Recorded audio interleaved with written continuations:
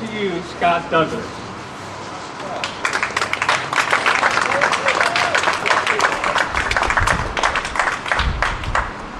That's the story of Alabama.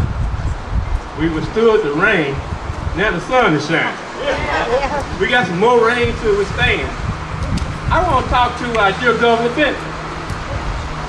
Governor Bentley, Listen up, Governor. soon you will give the state of the state address. Here's a hint.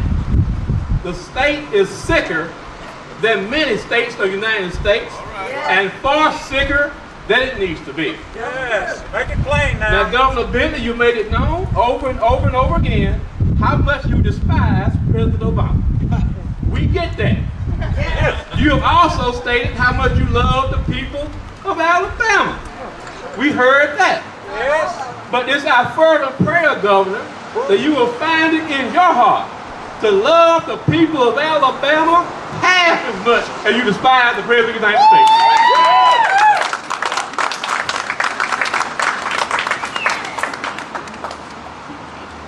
So we hear you. We hear you, Governor, that you're concerned about the budget. We are too. It's Groundhog Day.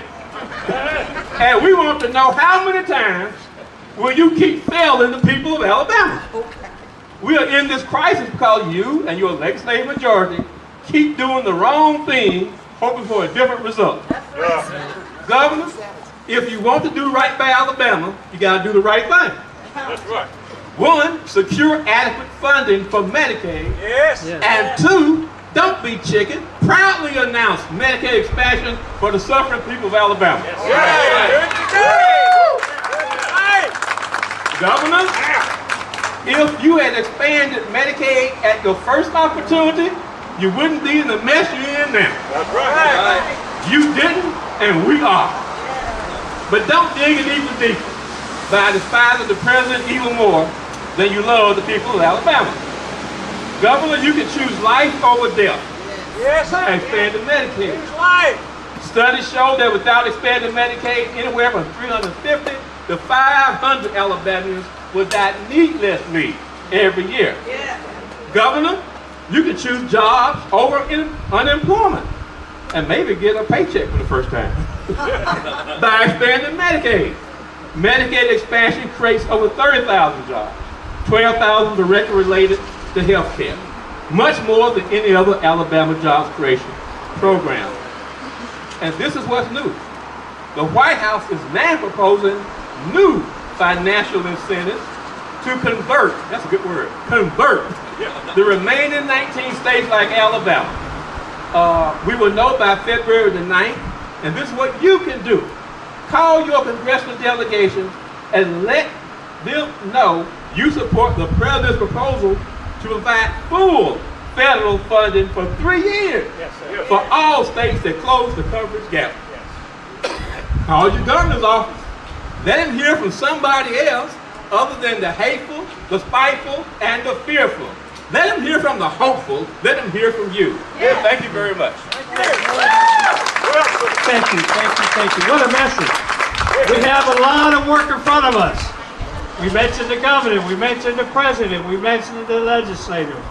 We got to listen to what's happening, and we have one more speaker that will be speaking on Medicaid expansion. We have a lot of work in front of us, but you're going to hear why we need to make that commitment, and you probably know that. Our next speaker is Joe Keffer. He's an activist. He is, like the other folks, are very committed, and I introduce to you Joe Keffer.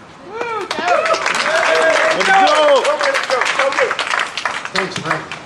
Usually when Frank starts to speak, the clouds part. The sun comes out. Today when Frank got up here, all of a sudden it started to pour down rain. And I said to myself, must mean the legislature's back in session.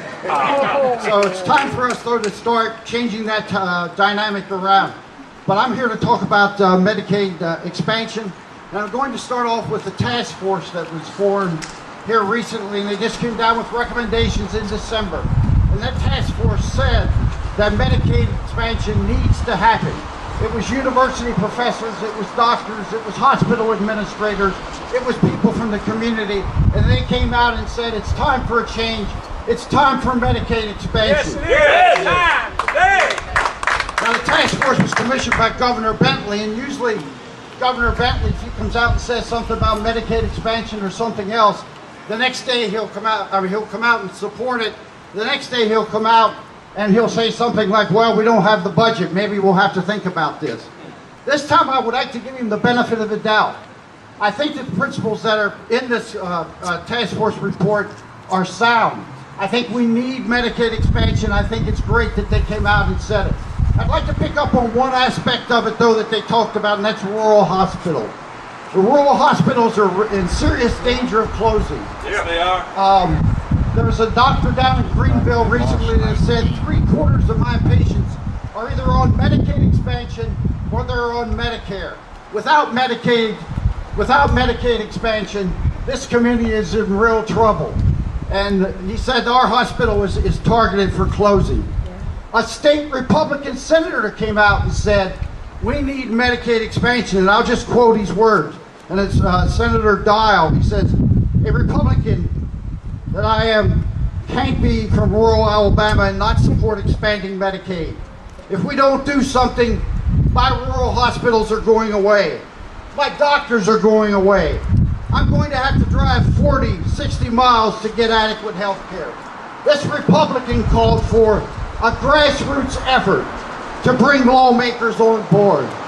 And I'd like to use that call to say, and what's going on in this country, people have probably been captivated for the last couple of months and maybe last night with the Iowa primary.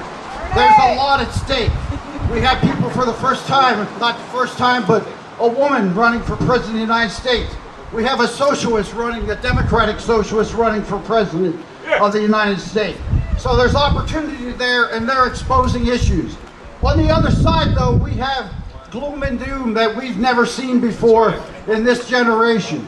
We have a potential for all kinds of wrongdoing, for people being excluded from the country based on race, based on their ethnic origin.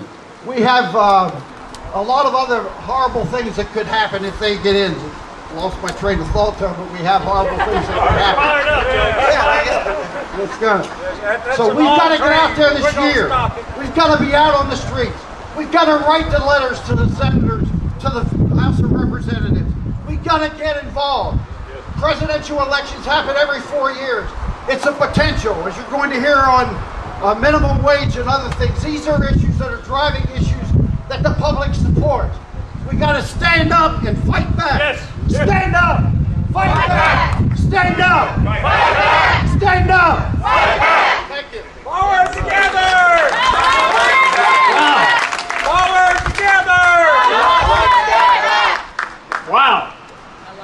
Man, I'm exhausted, but I'm ready to go. I'm telling you. Woo!